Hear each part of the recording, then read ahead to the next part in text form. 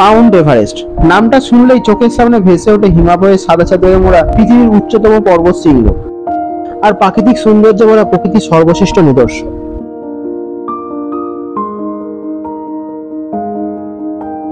৮৮৪৮ metre উঁচু এই পর্বত শৃঙ্গটি ১৯৫৩ সালে স্যার এডমন্ড হিলারি এবং তেনজিং নোরগের দুঃসাহসিক অভিযানের পর সকলের সাথে পর্বত আরোহণের এক নতুন অধ্যায় খুলে যায়।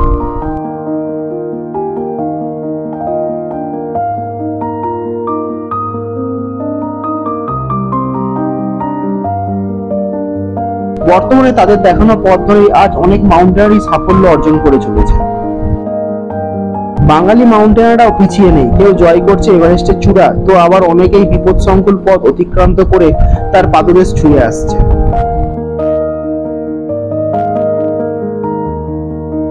রোমাঞ্চকর এই অভিযানের প্রথম পর্বে ১৯ ঘন্টা ট্রেন জার্নি শেষ করার পরও হিমালয়ের সান্নিধ্য পাওয়া অত সোজা হলো না, তাই আর দেরি না করে এগিয়ে গেলাম এভারেস্টের ডাকে পায়ে পায়ে এভারেস্টের পথে।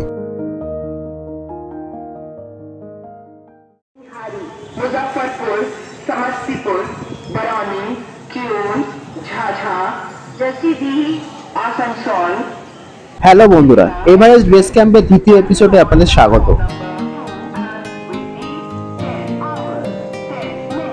রাক্সাল স্টেশন থেকে বাইরে বেরোতে টোটোওয়ালা, অটোওয়ালা আর টুকটুকদের জোর জবরদস্তি করা ঠেলায় 2 মিনিট দাঁড়ানো গেল না।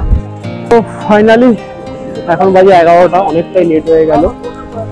রাক্সাল স্টেশনে নামলাম, এখান থেকে টোটো ধরবো, টোটো ধরে বর্ডার যাবো এখন বীরগঞ্জ, তার মধ্যখানে ওই এক্সচেঞ্জ করে নেবো যতটা তাড়াতাড়ি করা যায়। তো চলো, যা রোদ্দুর উঠছে আর লেট করে লাভ নেই, চলো। অগত্যা দরাদরি করে 20 টাকা একটা টোটোতে উঠেই পড়লাম।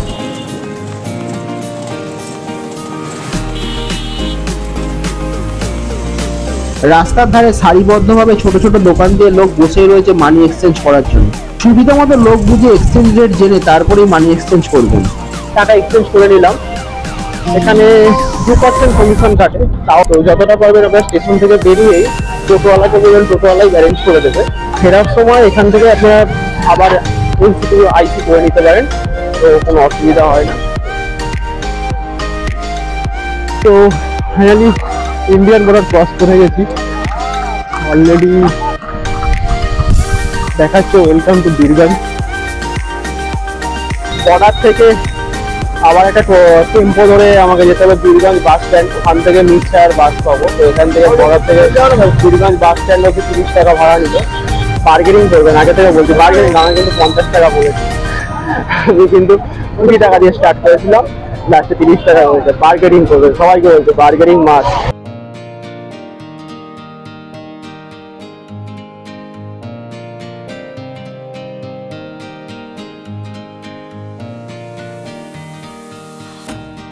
তো ফাইনালি চেক হয়ে গেল, নেপাল আর্মি দিয়ে চেক করে নিল। আমার পেছনেই যা চেক করলো, ওখানে যেহেতু ভিডিও করা যায় না তাই জন্য করিনি। নেপালও কিন্তু আস্তে আস্তে প্লাস্টিক নিয়ে সতর্ক হচ্ছে, তো আপনারা যতটা পারবেন হাতের সামনে কিন্তু প্লাস্টিকের বোতল যতটা পারবেন কম রাখার চেষ্টা করবে।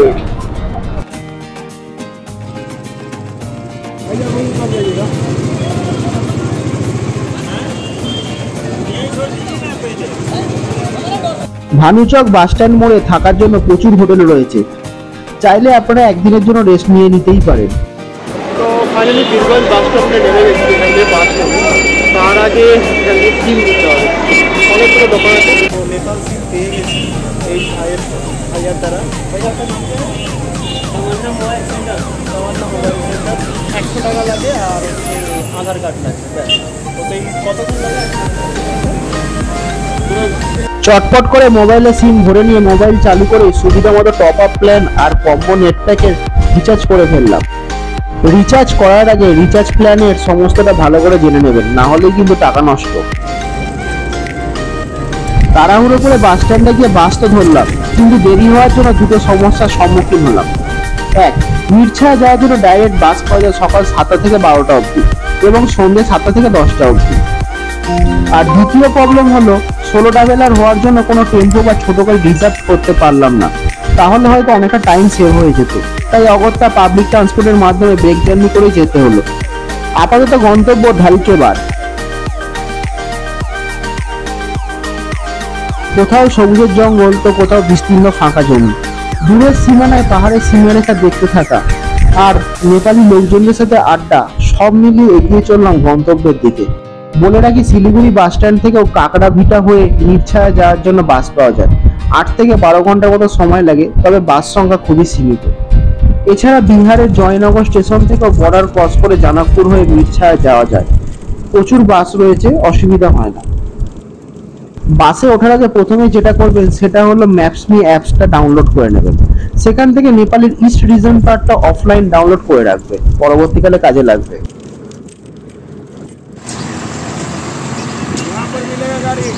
প্রায় 4 ঘন্টা জার্নি করার পর ঢালকেবার এসে পৌঁছেছি।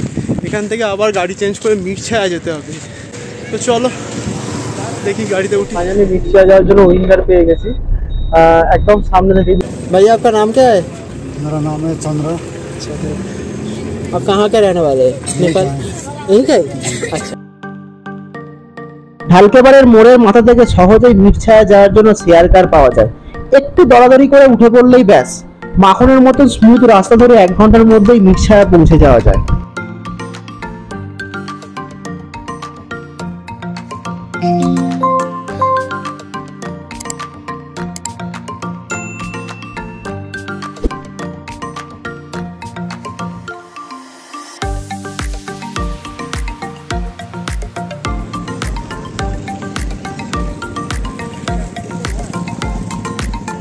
প্রায় 1 ঘন্টা অপেক্ষা করার পর বিকেল 6:30 নাগাদ কাটারি যাওয়ার জন্য বাস পেলাম।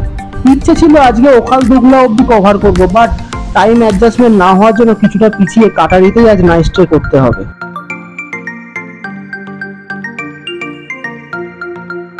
বলে রাখি, টাইম মতো এলে মিরছায়া থেকে সালেরি যাওয়ার জন্য ডাইরেক্ট বাস পাওয়া যায়।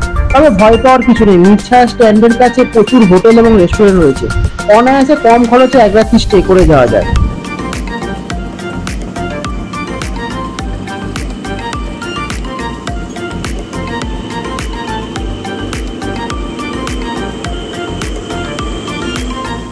মিরছায়া থেকে কাটারি যাওয়ার রাস্তা তৈরি হওয়ার জন্য রাস্তার অবস্থা অত্যন্ত খারাপ। জানলা বন্ধ করার পরও কিলোখানে ধুলোবালি খেতে খেতে এগিয়ে চললাম কাটারির দিকে।